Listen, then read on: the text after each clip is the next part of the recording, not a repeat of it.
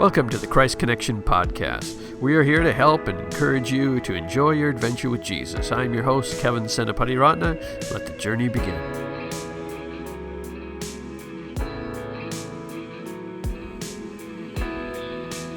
Hello and welcome to the Christ Connection Podcast. My name is Kevin Senapati-Ratna. I'm glad you could join us today for the show. My guest today is Michelle Warnky. Michelle is an American Ninja Warrior, and if you're not familiar with American Ninja Warrior, you should. It's a great, fun show.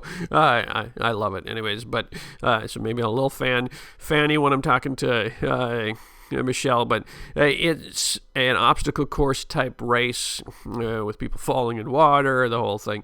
And Michelle is kind of one of the top athletes in that sport. She's also the first female gym owner of a ninja gym, and so she's got a lot on her plate and a lot going on.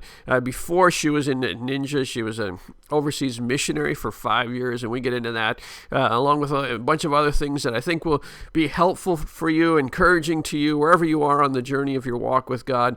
This is going to be a good show for you. But one little note there's a little bit of audio issues a couple places. We try to get a lot of it out in post-production, but there's still a little bit there, but the connection wasn't really great on our audio. But I think it's still good. It's still great encouragement for you.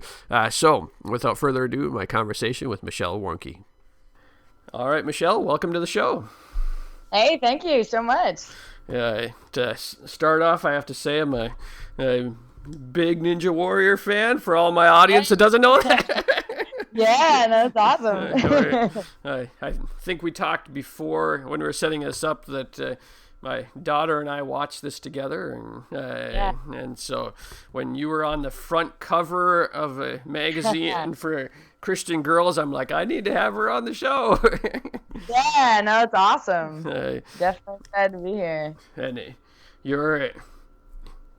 I suppose the filming is done for this season, but you are. It's season time for when this episode will be coming out. It still will be going on, so. Right, yeah, I'm sworn to secrecy right now. Oh, we'll get it out of you. No, just kidding. I've had people try. But you were the first part of the city qualifyings is already out, so we can't talk about that, right? Can't talk about that. Yep, for sure. Yeah, it's always nice when it's like, okay, now I can talk about this section. Well, it was fun for me because I had to watch it for work-related purposes. I could, right? me and my daughter are sitting there, and we're like, this is what I call work nowadays. So that was it. Yep. And I'll actually jump in with her question first. We were noticing when we watched, you are on the sidelines a lot, cheering for a lot of other people. And it seems to be a common thing for you to be one of those on the sidelines cheering people. Is that a deliberate choice? Is that kind of, or just you've been intentional about building relationships? How does that come about? Yeah, I would say it's actually pretty common with a lot of ninjas. Because, I mean, we all know how it feels. We all know the stress that you're going through and the nerves and the pressure and all that. And we also know how great it feels to do well and how terrible it feels to not do well. And so, like, every ninja can relate to another ninja. And one thing I feel like that links ninjas together really well is we've all experienced disappointment. And, you know, we've all fallen in the water. Every single ninja has. No ninja has, left completely satisfied throughout their entire career. Yes, maybe they have one good run or a few good runs or a lot of good runs, but they still are going to have certain times where they're disappointed. And so, yeah, I love encouraging people. I love cheering people on. And, so do so many other ninjas. We'll all be like switching shirts with each other. We basically do trades and bring tons of shirts and, hey, who wants to do a shirt swap so we can have your shirt to wear? And, it's a lot of fun. And sometimes sometimes we're actually not allowed to go on the sidelines. If like certain cities, they might be like, hey, no, we only want the family on the sidelines or this or that. And then sometimes they're like, all right, ninjas, who wants to go on the sideline? We're like, yeah, we do. Because it just, you feel so much closer to that person than if you're watching from a distance. And sometimes you can actually, like I remember Alyssa Beard when she was running in Baltimore, we were behind the fence, and then one of the camera guys was like, hop over, you can come on into the sideline. And so then we started yelling from the sideline, and I hadn't even seen Alyssa yet, and she was on the course. So when she heard my voice, she looked at me and was like, hey, you know. And so, you know, it gives you that extra boost of energy and excitement to see your friends and people you care about so much that close to you. As I mentioned before we hit record, I'm going to jump all over the place. But since you mentioned everyone falls in the water, and I've heard you say that other places, you've also said you learn more from failures. And I'm guessing that is true in life in general. But not everyone does learn from their failures. Any advice for people on the whole process of learning from your failures so that you can improve? Yeah, for sure. I think there's so many emotions that you face when you go through failure, and it's easy to get caught up in the grief or the devastation or whatever it might be. And what I would encourage people is it's okay to be sad. It's okay to grieve. It's okay, you know, like, you know, whether things go well or not, I'm going to go get ice cream afterwards or, you know, whatever the case may be. It's okay to have that time where you're grieving, but you can't stay there. And so I just really encourage people, you know, use those emotions, like soak them in and experience them, but then learn from it, move on, and keep going, get stronger from it. If you get stuck in just that bottom pit, then it's really going to be a hard spot, you know. And that's where I think having other ninjas around you, they help pull you out of it, because we've all been there. And so you can really, you know, you relate so much better to someone who's been through something you've been through. So, like, I've had friends like, oh, why do you care so much? You know, they don't necessarily say it like that. But I have had friends like, why is this such a big deal? Why do you care so much? It's like, you don't understand how the run goes can literally change the course of your life.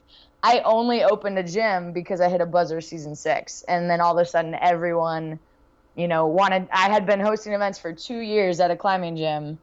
And then as soon as I hit the buzzer, that's when, you know, things completely changed. Casey Catanzaro, her life totally changed when she hit the 2 buzzers. And so when you realize literally the entire aspect of your life could change from a split second, you know, or 5 minutes time, which can happen at any point in your life, good or bad, it's just really... It's, you know, there's a lot of pressure and there's a lot of challenges with that, but it really helps to have people around you who understand that. So you allow yourself to kind of have that moment and have other people kind of be there alongside. Do you give yourself a kind of a timeline on how long you allow yourself to be there, or is it just you know when you're done? Yeah, it depends. And I think it depends too. You got to know yourself and know if you will get stuck there or not. For myself, if, like, for example, last year Ninja, I had a pretty solid experience in Philadelphia. I hit a buzzer, and then the next night I almost got the 8th obstacle, made some mistakes there. So it was the first time I had left a city and I didn't cry. And it was like, wow, this is what it feels to actually have 2 good runs in a row. That's amazing. But then I went to Vegas and I had the worst run I've ever had. I fell on the first obstacle. Granted, half the women fell on the first obstacle. But I was just done. I'm like, I don't want to think about Ninja. I don't want to talk about Ninja. I don't even want to wear, like, anything related to Warnky. Like, I just want to be completely done. And so, you know, instead it was like, okay, I'm going to focus on obstacle course racing. I'm going to focus, you know, obviously the gym's always a focus. But But it's like, okay, I have other things to focus on. So I allowed myself to grieve, but also focused on other things while I was going through that grieving section. And then, when the time was right, I came back to training for Ninja and things like that. So Vegas, I pretty much was done with Ninja for several months, whereas some other ones, it might just take a few days, or sometimes it's literally city qualifiers happens. There's one time where I was just like bawling my eyes out after city qualifiers. I was so upset. Things did not go at all how I was hoping. And I had to come back the next night, and I was terrified, and I did not want to come back the next night. I'm like, I'm going to mess up again and be, devastated again. But God gave me the strength to come back that next night. So, sometimes it's a day, sometimes it's months, but still moving on with all of life, even if you take a break on that portion. All right. So when I was doing my research, I noticed you did some worship leading back in the day. You're on a worship team, University of Cumberland, is that correct? University of Cumberland, yep. Have you been involved in worship leading for a long time? Has that been something that's kind of part of your life, or was that just a season?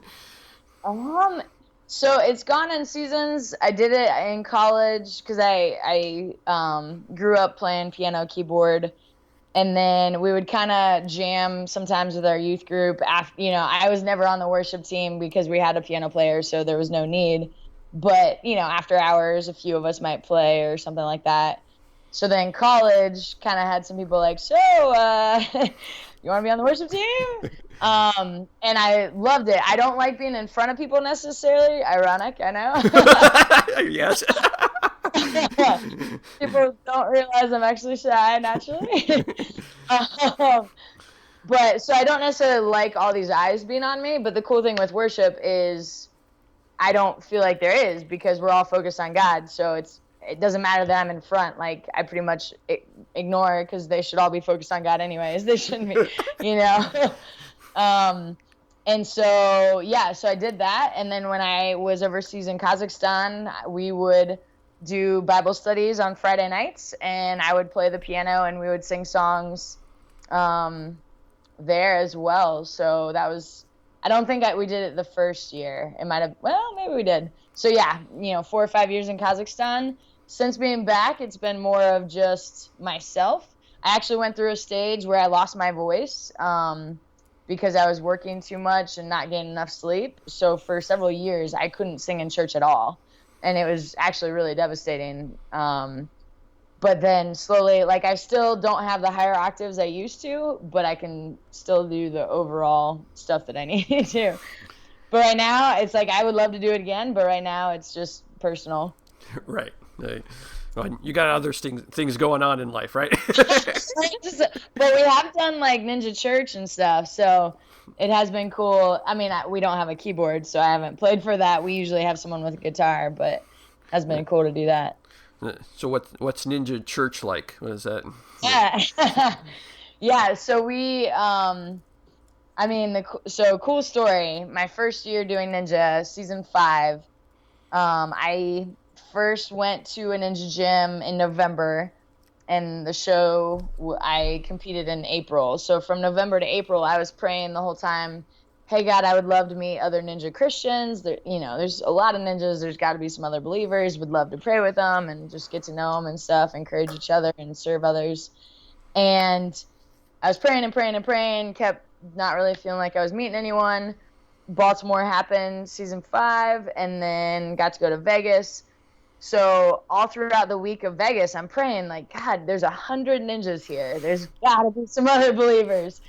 And so second to last day, as I was praying, it was just okay, God, we only have 2 days for me to meet anybody. So if you're willing, so there's a section of time where we'll all 100 ninjas are in a tent where we're waiting to do extra film shots and stuff like that. And someone came up to me and was like, hey, did you have a Bible verse on your leg in Baltimore? It's yeah, you're a Christian? Yeah. It's awesome. And then a few minutes later, someone's like, hey, did you have a prayer journal in your submission video? It's like, yeah, are you a believer? Yeah. And then Travis Rosen was nearby, and he's like, hey, what are you guys talking about over there? And so then a group of us just started talking, and there was like 5 of us, and we just like started sharing our faith and all this stuff, and it was really encouraging. And we ended up the next day before competing on stage 1, we ended up having a Ninja Bible study, and it was cool because Travis was like, hey, I've been doing it since season 2, I think, and he literally had written out Ninja Bible studies. And it was like, that's awesome. So I was just on cloud 9. I was like, this is amazing. And so ever since that time, a lot of the cities will do prayers before, like, we'll basically just kind of announce, hey, anyone that's interested, we're going to do a prayer over here. You can come join. And sometimes we literally have 50 ninjas join us. Wow. Vegas, this past time, we had, I don't know, 50, 60 people. And so it's just been so cool to share that. And so then there's been times when we're together for a longer amount of time. We literally did like a ninja church. We had, several people on guitars, and then we had, I think, Nick Hansen, Eskimo Ninja, gave, his testimony. And yeah, it's just been really neat. That's so cool. You mentioned Kazakhstan, so we don't want to go over 5 years of your life there with just a comment. But so how did you get into going to Kazakhstan? What's the story there? That's that. Not your typical place to go, right? I know.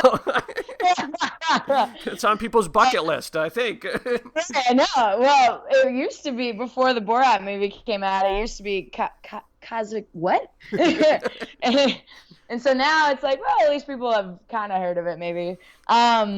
Yeah, as a kid, everyone wants to be, hey, I want to be a doctor, firefighter, whatever.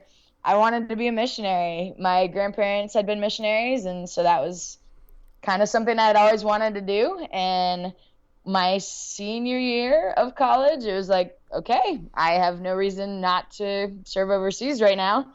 And we had a group, I think, called the Traveling Team, come to University of the Cumberlands, and they, shared about all these different mission groups you could go with.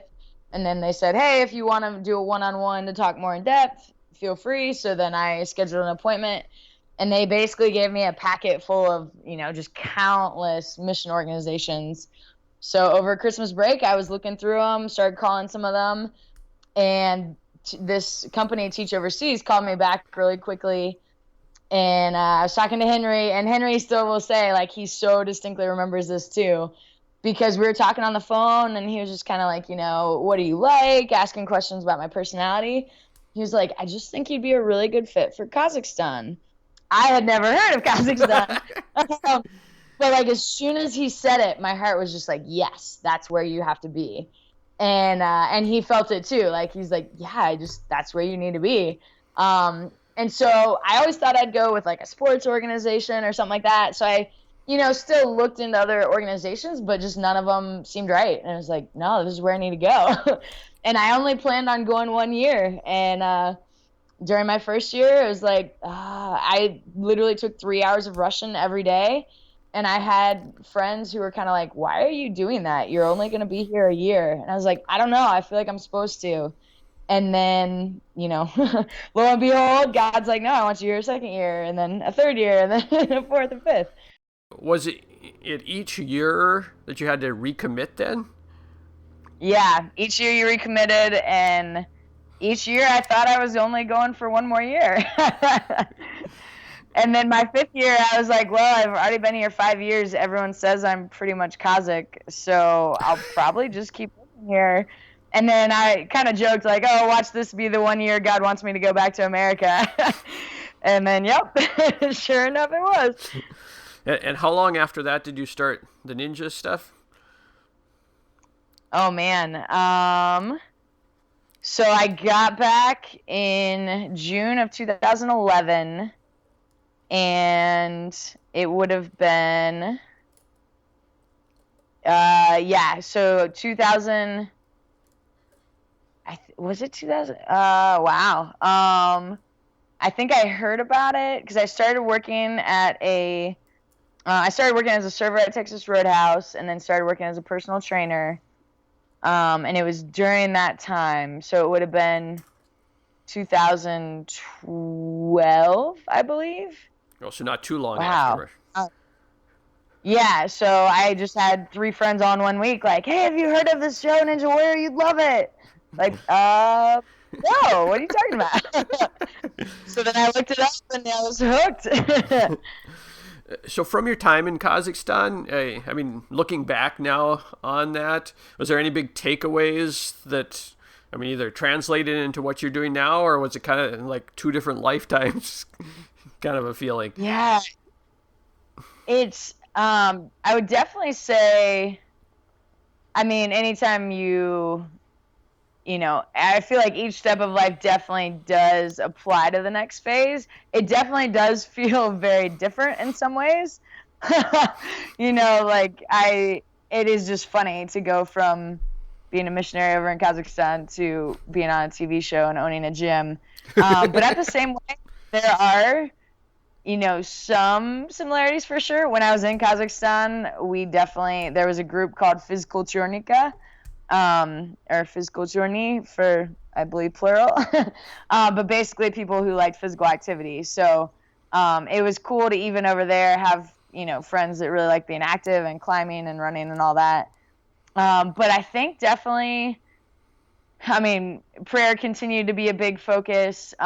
Getting to work with the people who lived there, and just there was so much, and I feel like I still am processing so much on just like ministry, how ministry is done, what my viewpoint is on like the best way to do it, which obviously I think there's so many different ways and so many good ways. So it's not like, oh, there's one best way, but like, how has God made me particularly, and what's the best way that I can serve? And then just teaching me as well, just humbling me with, just how many blessings we have in America. Definitely a lot of people in Kazakhstan, they thought America was paradise. And it's like, no, Americans complain all the time. We as humans are just naturally never satisfied when we're relying on our human nature, because we always want more, we always want better. And so I think that was a big takeaway, is that cultures are very different, but people are the same. And so whether you have a lot or you want a lot, there's naturally that selfishness, there's naturally the materialism and all those things. And you just have to constantly ask God, for strength to not seek out those things and to stay focused on Him. Also very humbling, because each stage of life you might have different struggles. And so there were times where I had struggles there. Like, I never generally struggle with anger. And there would be times like, whoa, I'm getting angry. I normally never get angry. What's happening? And so just being put in other situations, experiencing other, challenges, emotions, things like that. And being humbled that, hey, you can struggle in any way and with anything. So I think that does help, and just relating to people no matter what stage of life they're in or what they're going through, with Ninja and just with life. Right. And one of the things I love what you said was about the idea that each person is so unique in what their ministry is going to look like. And other than, I wanted daughter points by having you on, I love that part of your story.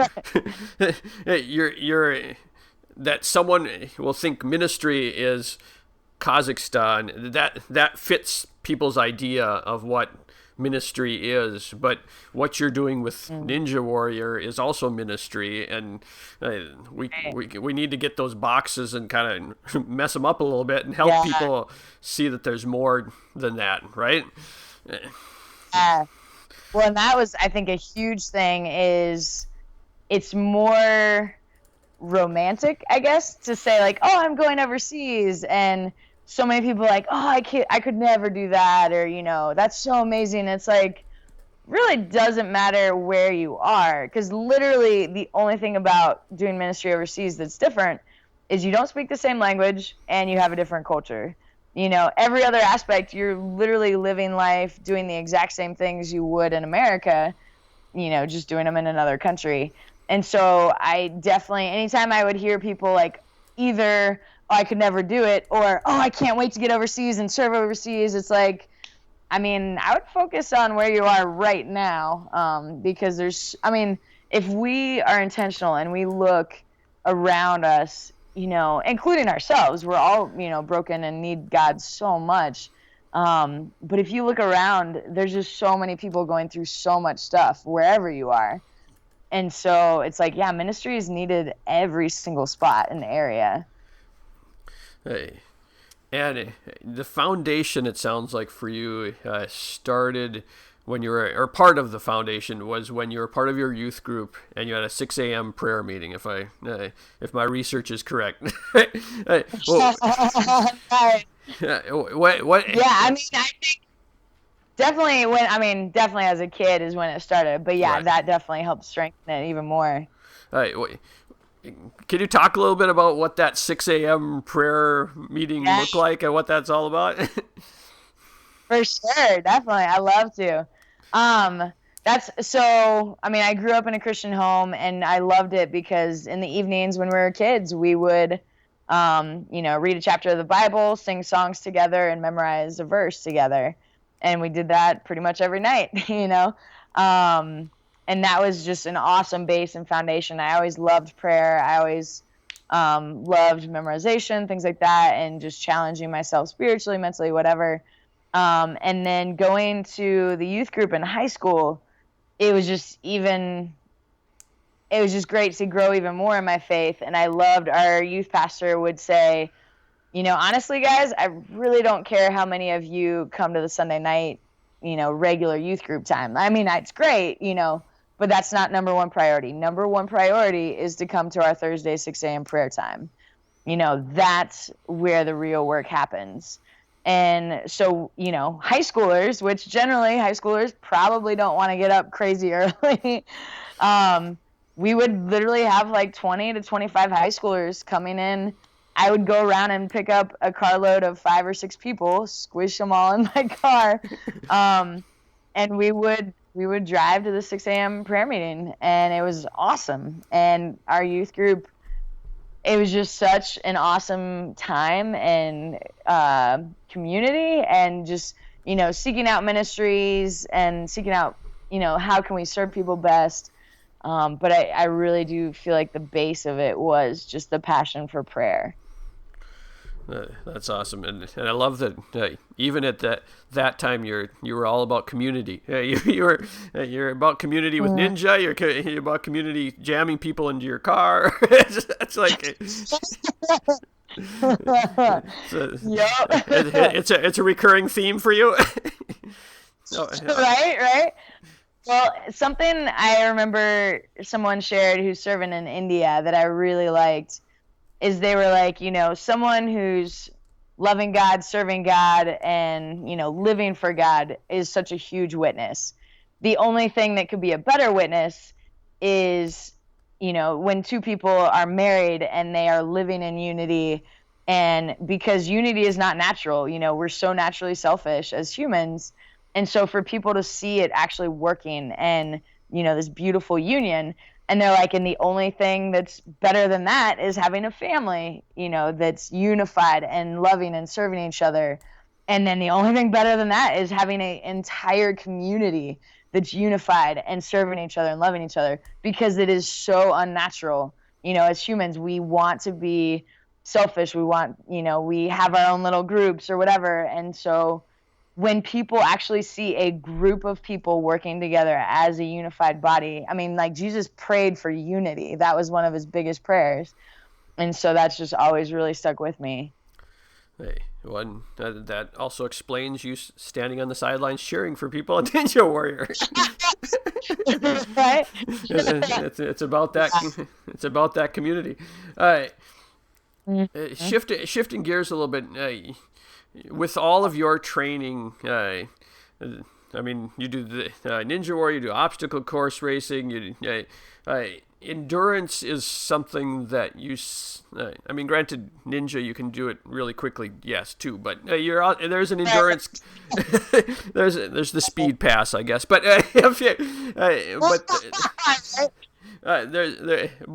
Endurance is part of that. Any advice on both the mental and physical part of not giving up, even when you get hit in the head, to not give up and keep going? Not the smartest thing to do, for sure. Yeah. So another thing someone said one time, and I need to tell him this sometime because I'm sure, like, he literally just shared it randomly at a meeting a long time ago. But one of the people at our church just shared that, self-control is like a muscle, and just like you have to work your physical muscles, you have to work self-control. And so he was saying, and I'd always thought that too, but what he was saying is he would literally choose to do certain things, not because like, oh, it was better or worse for him, but literally to work on growing that self-control. And so, and it's funny because it's like I would kind of naturally do that in running. Like even today, I went on a really hot, sweaty run outside, and I kept challenging myself, like, okay, we're going to add a little bit here, and we're going to still do what you're initially going to do. Okay, we're going to add a little bit here. Okay, let's push it a little bit here. So that's one thing, even with shopping, like, a lot of times if I see something, I'll, like, double, triple, whatever, check myself, like, do you really need it, blah, blah, blah. And so in every aspect, challenging yourself to make those little self-control choices that grow your self-control. And again, obviously I'm far from perfect in that, and continue, it's all about learning and growing and stumbling and getting back up and things like that. But both, physically always challenging yourself. Even honestly, one thing that people don't do enough is a lot of times is rest. Some people love working out so much that they don't get enough rest. And then other people like rest so much that they don't get enough working out. So pushing yourself in whatever you're not as good in, and really mentally challenging yourself, whether it's, hey, I'm going to park in a farther away parking spot today so that I have to walk farther, or I'm going to walk the stairs instead of the elevator, whatever those little things are, just to work on making it so your mind can make those decisions even when it's harder. And then, physically, but then also mentally making those choices like, hey, I could watch TV tonight. It's not a bad thing to do necessarily, but are there better things I could be doing? Hey, I could do, I could get something done that I've been putting off, or I could not. Which one should I do? So just challenging yourself in so many small ways so that you have that endurance throughout life and you keep growing that self-control. So it's the small steps over time that build the endurance. Yeah. And constantly pushing yourself. Would you say that? I mean, is that kind of what? Yeah. I would, still knowing when to not.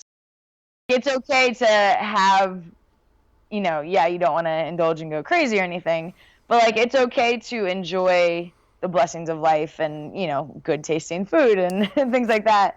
And so if you're, exhausted or devastated, things like that, not beating yourself up about it too. I think that's another aspect.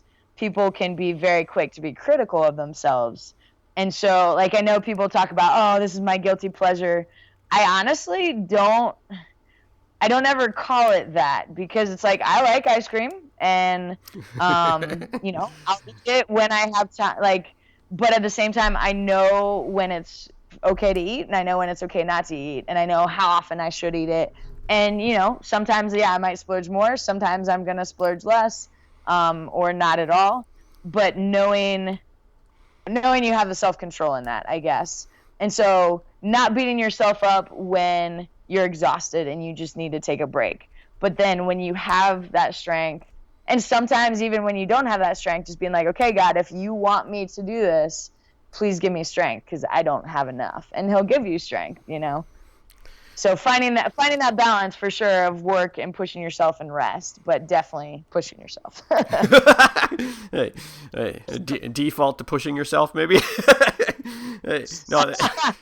Well, it depends, because a lot of ninjas are the opposite. they want to push themselves too hard, and so they get injured. And so they literally, their challenge is to not do anything. And so it really just depends on your personality. Some people are obsessed with working out, and they are the ones that have to know not to do it too much. No, and that's actually going to be true in any area of life. I mean, even in ministry, I confession time here. I can push myself, and that won't be new to the audience here. But I mean, I push myself when I'm like, okay, I need to discipline myself to rest.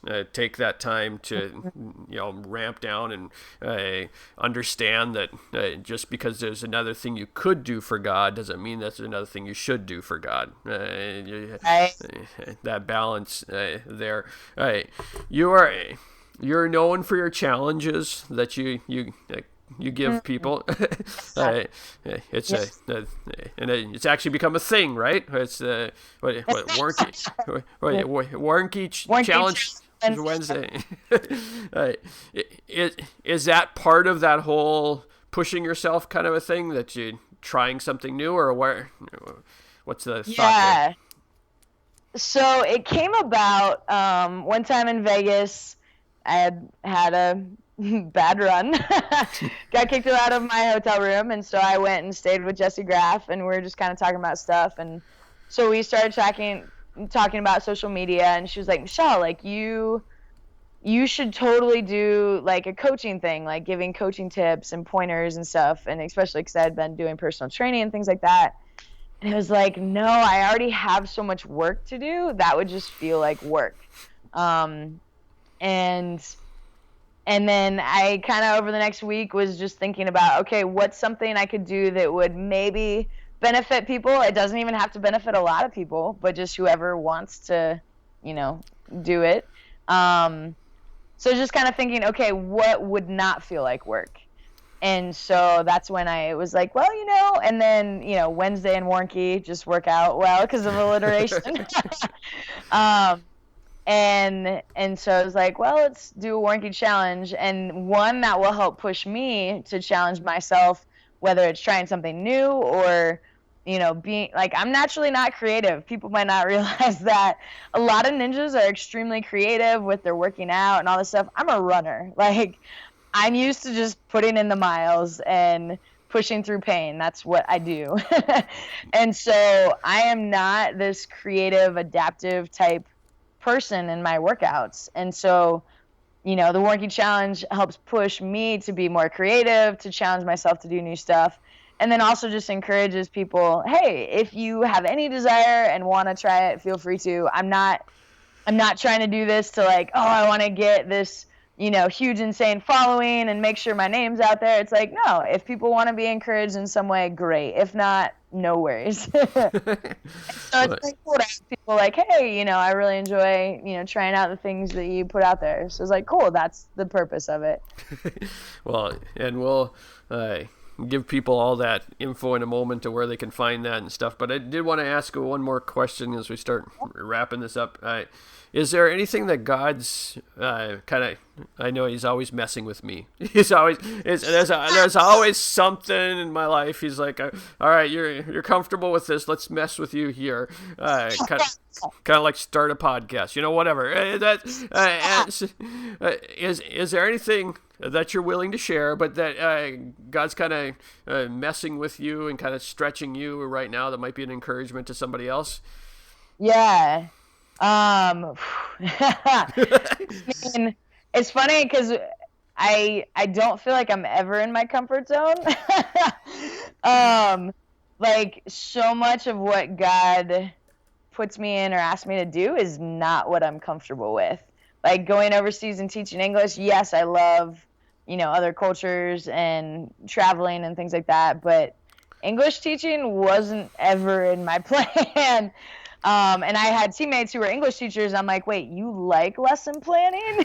you like grading stuff? And it's like, yeah, there's aspects I enjoyed, but it was like, no, this is, And like literally every year I'm like, okay, God, are you willing for me to not do this again?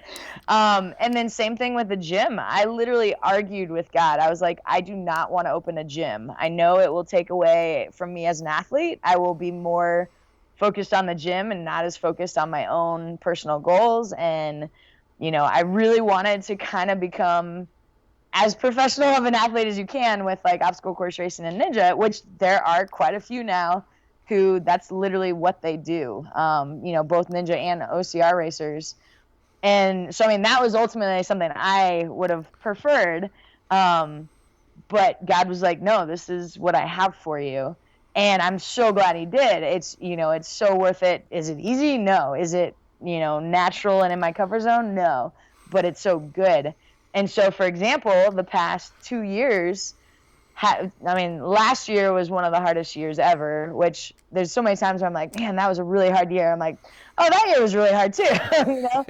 But that's the cool thing is like, it doesn't matter how hard it is because God's with us and he walks, with us through the ups and downs. But the past 2 years, I have been looking for another gym space for our gym, and the market is really rough right now.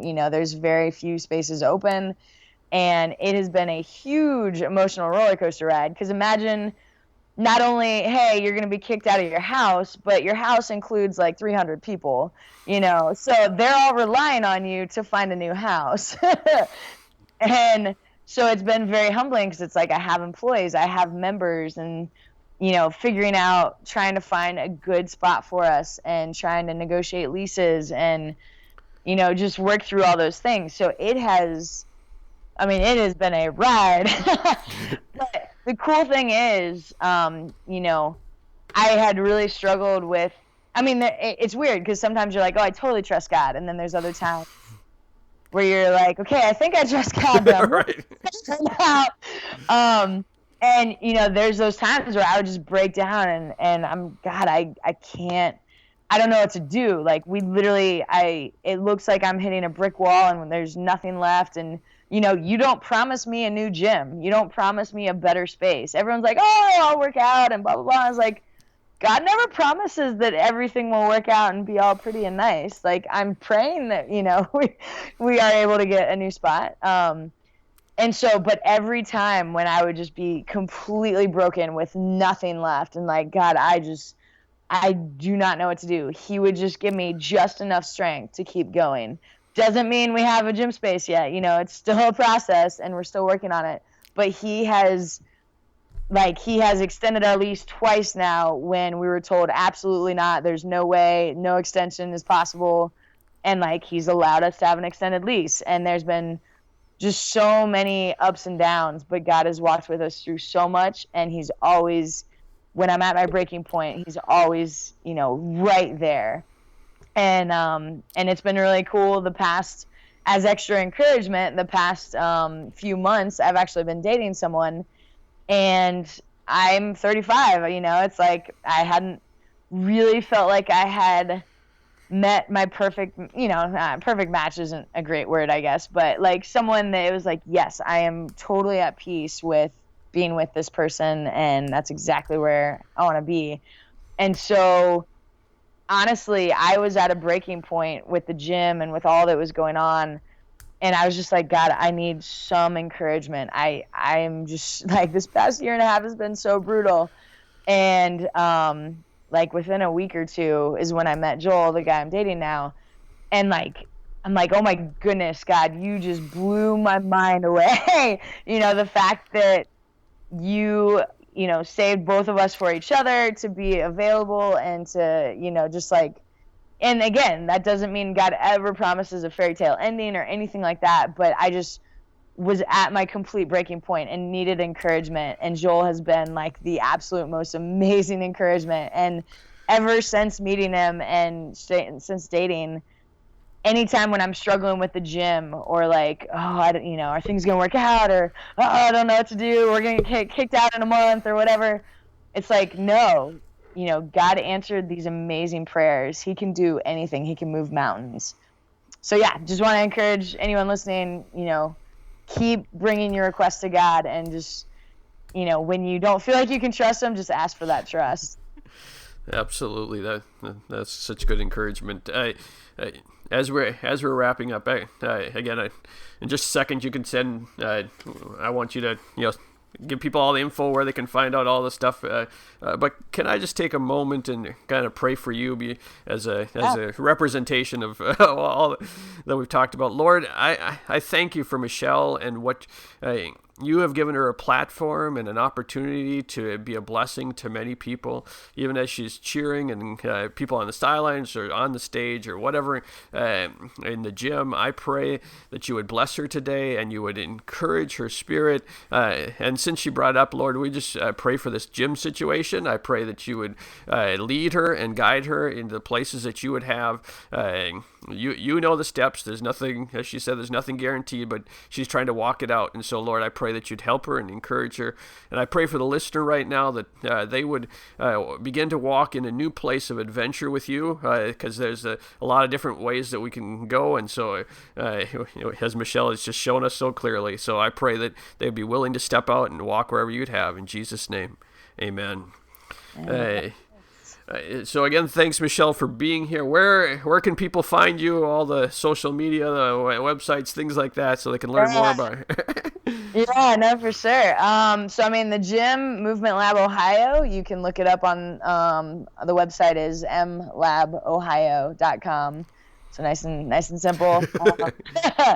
I am working right now. I don't have it really up and running. I'm working on a michellewarnky.com, just so because I do speaking and things like that. So in case people wanted to contact me there, but right now people just contact me through the gym. And then, Instagram and Facebook and Twitter and stuff, I'm just Michelle Warnky, nice and simple. And we'll put it all in the show notes so people can find that as well. So any final thoughts before we jump off? Oh, man. No, I just really appreciate you having me. And, like I said, I'm so passionate about prayer because so often we want to do stuff on our own. And the more we realize it's God doing it, and the more we realize, he just wants us to ask, and come before him. And it's so crucial. And when I do just really take solid time each day, or when I do my, I try to do a monthly Sabbath, when I really do those Sabbaths, then it's so amazing what God does, and just really encourage people, and track it. I have a prayer journal, so you can track all the answers to prayer and just be encouraged by it. That's a good way to end. So thanks for being with us, Michelle. I appreciate it. Thanks so much.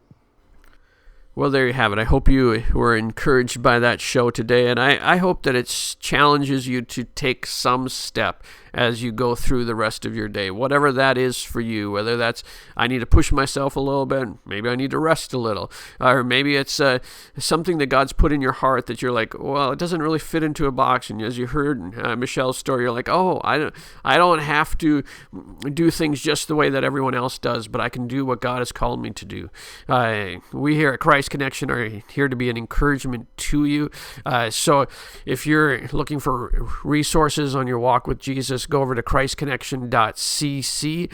Again, that's christconnection.cc. If you click on podcast, you can find the show notes for this episode as well, and all of Michelle's information and how to find her online, things like that. But again, we're here to be a resource to you on your walk with Jesus. We want you to enjoy your adventure with him and all that he has for you, and enjoy your prayer life, enjoy time in the Word, enjoy just being with him. And so I hope you'll join us. So if you're not subscribed to the show, subscribe wherever you're listening to this, so you don't miss a single episode. We're here to be an encouragement to you.